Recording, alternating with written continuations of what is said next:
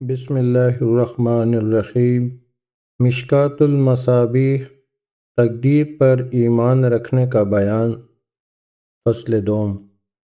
اللہم صلی علی محمد وعلی آل سیدنا و مولانا محمد وبارک وسلم وصلی علیہ۔ حضرت عبادہ بن صامت رضی اللہ تعالی عنہ سے روایت ہے، فرمایا رسول اللہ صلی اللہ علیہ وسلم نے کہ سب سے پہلے جو چیز خدا نے پیدا کی وہ قلم ہے۔ اس کو پیدا کر کے خدا نے اس سے کہا لکھ۔ قلم نے عرض کیا کیا لکھوں؟ خدا نے فرمایا تقدیر کو لکھ۔ چنانچہ قلم نے لکھا جو کچھ رسول اللہ کے عہد تک ہو چکا تھا اور جو آئندہ ہونے والا ہے۔ رواہ ترمذی۔ اللہم صلی علی محمد وعلی آل محمد۔ مسلم بن یسار سے روایت ہے کہ عمر بن خطاب رضی اللہ تعالی عنہ سے اس بات کا مطلب پوچھا گیا، وَإِذَا أَخَذَ رَبُّكَ مِن بَنِي آدَمَ مِن ظُهُورِهِمْ ذُرِّيَّتَهُمْ۔ عمر نے کہا میں نے رسول اللہ صلی اللہ علیہ وسلم سے اس آیت کا مطلب لوگوں کو پوچھتے ہوئے سنا ہے۔ آپ نے جواب میں فرمایا تھا کہ خداوند تعالی نے آدم کو پیدا کیا، پھر اس کی پشت پر اپنا داہنا ہاتھ پھیرا، پھر اس میں سے یعنی آدم کی پشت میں سے اس کی اولاد نکالی اور فرمایا پیدا کیا میں نے ان کو جنت کے لیے، یہ جنتیوں کے کام کریں گے۔ پھر دوبارہ آدم کی پشت پر ہاتھ پھیرا اور اس سے اور اولاد نکالی اور پھر فرمایا پیدا کیا میں نے ان کو دوزخ کے لیے، یہ لوگ دوزخیوں کے کام کریں گے۔ رسول اللہ صلی اللہ علیہ وسلم کا یہ ارشاد سن کر ایک شخص نے عرض کیا یا رسول اللہ پھر عمل کرنے سے کیا فائدہ؟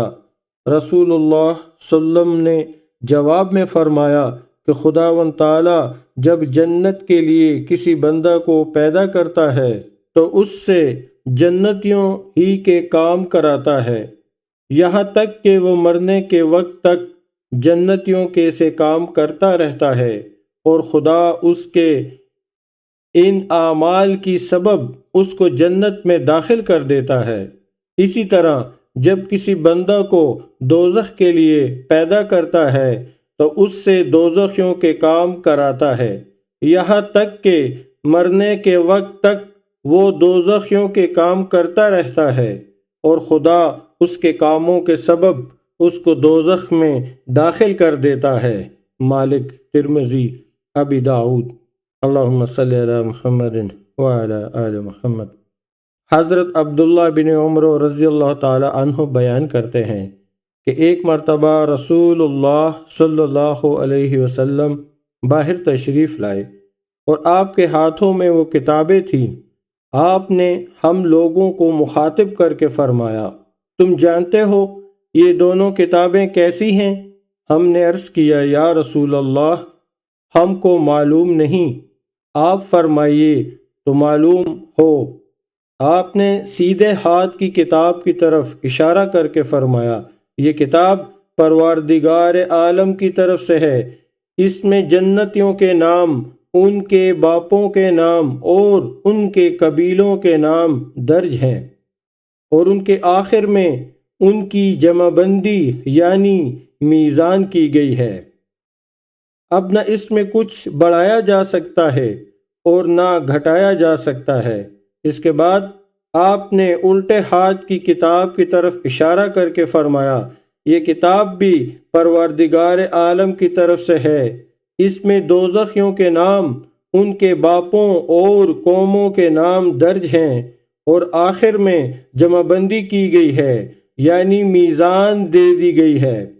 اب نہ اس میں کچھ زیادہ کیا جا سکتا ہے اور نہ کم۔ صحابہ نے یہ سن کر عرض کیا یا رسول اللہ جب سب کچھ لکھ دیا گیا ہے تو عمل سے کیا فائدہ؟ آپ نے فرمایا کہ درست کرو عمل کو اور راہ حق کو مضبوط پکڑ لو اور خدا کی قربت کو تلاش کرو، اس لیے کہ جنتی کے آخری عہد کا کام جنتیوں کے سے ہوں گے، اگرچہ وہ ساری عمر کیسے ہی اچھے برے کام کرتا رہا ہو۔ اس کے بعد رسول اللہ صلی اللہ علیہ وسلم نے دونوں ہاتھوں کو حرکت دی اور کتابوں کو رکھ دیا اور فرمایا، تمہارا رب بندوں کے کام سے فارغ ہو چکا، یعنی حکم لگا چکا کہ ایک جماعت جنت میں جائے گی اور ایک گروہ دوزخ میں۔ رواہ الترمذی۔ اللہم صلی علی محمد وعلی آل محمد۔ ابن خزامہ رضی اللہ تعالی عنہ اپنے باپ سے روایت کرتے ہیں کہ انہوں نے رسول خدا صلی اللہ علیہ وسلم سے عرض کیا، یا رسول اللہ، یہ تو بتلائیے کہ جو منتر ہم پڑھواتے ہیں اور جو دوا دارو ہم کرتے ہیں اور اپنے بچاؤ کی جو تدبیریں مثلا جنگ میں ڈھال وہ زرہ وغیرہ کا استعمال کرتے ہیں، کیا یہ چیزیں خدا کی تقدیر کو بدل دیتی ہیں؟ آپ نے فرمایا، یہ چیزیں بھی تقدیر ہی میں شامل ہیں۔ احمد، ترمذی، ابن ماجہ۔ اللہم صلی علی محمد وعلی آل محمد۔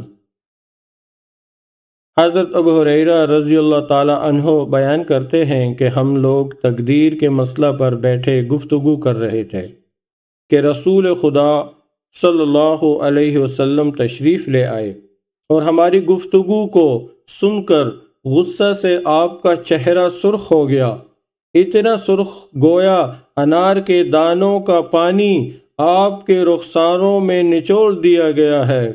پھر آپ نے فرمایا، کیا تم کو یہی حکم دیا گیا ہے کہ میں تمہارے درمیان اسی لیے بھیجا گیا ہوں؟ تم سے پہلے جو قومیں گزری ہیں، جب انہوں نے اس مسئلہ پر مناقشہ کر دیا تو ان کو ہلاک کر دیا گیا۔ میں تم کو قسم دیتا ہوں اور مقرر قسم دیتا ہوں کہ تم آئندہ اس مسئلہ میں جھگڑا نہ کرنا اور کوئی بحث و گفتگو نہ کرنا۔ رواہ ترمذی۔ اللہم صلی علی محمد وعلی آل محمد۔ اور ابن ماجہ نے اس قسم کی روایت عمر بن شعیب سے روایت کی ہے، جس کو انہوں نے اپنے باپ اور دادا سے نقل کیا ہے۔ اللہم صلی علی محمد وعلی آل محمد۔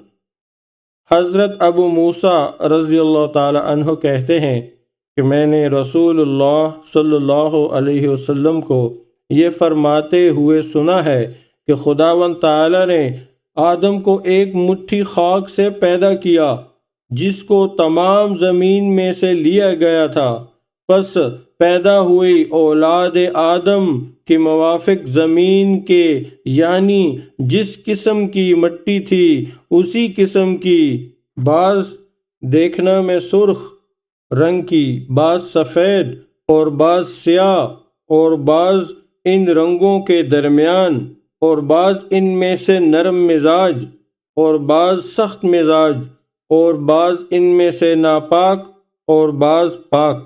رواہ احمد، ترمذی و ابو داؤد۔ اللہم صلی علی محمد وعلی آل محمد۔ حضرت عبداللہ بن عمر رضی اللہ تعالی عنہ کہتے ہیں کہ میں نے رسول اللہ صلی اللہ علیہ وسلم کو یہ فرماتے ہوئے سنا ہے کہ خداوند تعالی نے اپنی مخلوق کو تاریکی میں پیدا کیا، پھر اس پر اپنا نور ڈالا، پس جس پر اس نور کی روشنی پڑی اس کو راہ ہدایت نصیب ہوئی، اور جس کو وہ روشنی نہ پہنچی وہ گمراہ ہوا۔ اسی بنا پر میں یہ کہتا ہوں کہ سب کچھ لکھنے کے بعد قلم خدا کے علم پر خشک ہو گیا۔ رواہ احمد و ترمذی۔ اللہم صلی علی محمد وعلی آل محمد۔ حضرت انس رضی اللہ تعالی عنہ سے روایت ہے کہ رسول اللہ صلی اللہ علیہ وسلم اکثر یہ دعا فرمایا کرتے تھے کہ اے دلوں کو پھیرنے والے خدا، میرے دل کو اپنے دین پر قائم رکھ، میں نے ایک مرتبہ عرض کیا، اے خدا کے نبی، ہم آپ پر ایمان لائے ہیں اور جو کچھ احکام آپ لے کر آئے ہیں اس پر بھی ہمارا ایمان ہے، کیا ایسی حالت میں بھی آپ ہمارے معاملہ میں خوف زدہ ہیں؟ آپ نے فرمایا، ہاں، بندوں کے قلوب خدا کی 2 انگلیوں کی گرفت میں ہیں، وہ جس طرح اس کا جی چاہتا ہے ان کو حرکت میں لاتا ہے۔ رواہ ابو داود، ترمذی، ابن ماجہ۔ اللہم صلی علی محمد وعلی آل محمد۔ حضرت ابو موسیٰ رضی اللہ تعالی عنہ کہتے ہیں، فرمایا رسول اللہ صلی اللہ علیہ وسلم نے کہ دل پر کی مانند ہے، ہاں اس پر کی مانند جو کھلے میدان میں پڑا ہوا اور جس کو ہوائیں الٹ پلٹ کر رہی ہوں۔ رواہ احمد۔ اللہم صلی علی محمد وعلی آل محمد۔ حضرت علی رضی اللہ تعالی عنہ سے روایت ہے، فرمایا رسول اللہ صلی اللہ علیہ وسلم نے کہ بندہ اس وقت تک مومن نہیں ہو سکتا جب تک کہ ان 4 باتوں کا یقین نہ رکھے۔ نمبر 1، اس امر کی شہادت دینا کہ خدا کے سوا کوئی معبود نہیں ہے اور میں خدا کا رسول ہوں، مجھ کو خدا نے حق کے ساتھ بھیجا ہے۔ نمبر 2، موت کو حق جانے۔ نمبر 3، مرنے کے بعد جی اٹھنے، دوبارہ زندہ ہونے کو سچ مانے۔ اور نمبر 4 یہ کہ اور تقدیر پر ایمان رکھے۔ رواہ ترمذی و ابن ماجہ۔ اللہم صلی علی محمد وعلی آل محمد۔ حضرت ابن عباس رضی اللہ تعالی عنہ کہتے ہیں، فرمایا رسول اللہ صلی اللہ علیہ وسلم نے کہ میری امت میں 2 ایسے فرقے ہیں جن کو اسلام میں سے کچھ نصیب نہ ہوگا، ایک مرحبا اور دوسرا قدریہ۔ ترمذی نے لکھا ہے کہ یہ حدیث غریب ہے۔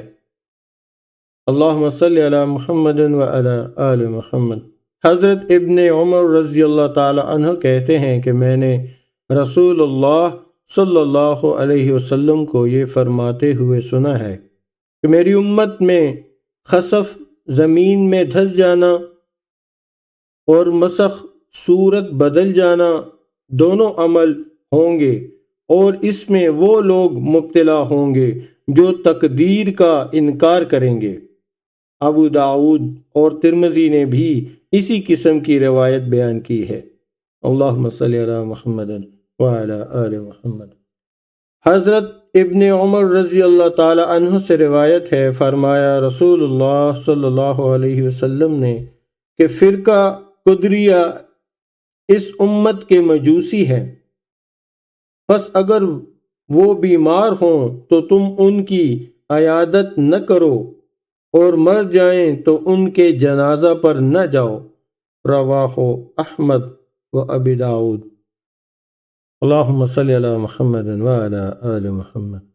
حضرت عمر رضی اللہ تعالی عنہ کہتے ہیں، فرمایا رسول اللہ صلی اللہ علیہ وسلم نے کہ قدریوں کے پاس نہ بیٹھو اور ان سے کسی معاملہ میں محاکمہ چاہو۔ رواہ ابو داود۔ اللہم صلی علی محمد وعلی آل محمد وصلی علیہ